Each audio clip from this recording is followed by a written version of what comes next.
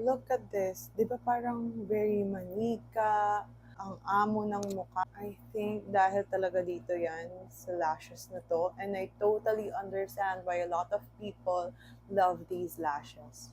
Isa lang naman ako sa mga nabudol ng the one and only Miss Tony Sia dito sa lashes na to.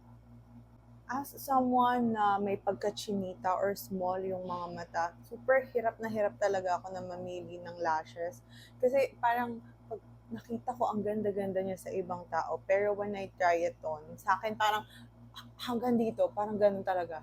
I remember nung college, nagtry ako ng lashes, tapos medyo malaki talaga, pero nilaban ko na lang. Pero ito, very perfect lang for eyes like mine, or even maybe yung mas singkit pa sa akin, kaya pa rin.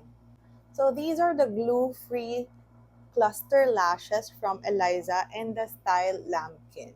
At first, I was skeptical about these kasi inisip ko kung glue-free lashes siya tapos madaling alisin, baka matanggal siya throughout the day. Pero it lasts naman on me. Nasuot ko na to for an entire day. And I just love the effect of the lashes. Ayan siya. So, very natural pa din yung atake, but ang ganda, parang nakakapungay nga lang talaga ng mata.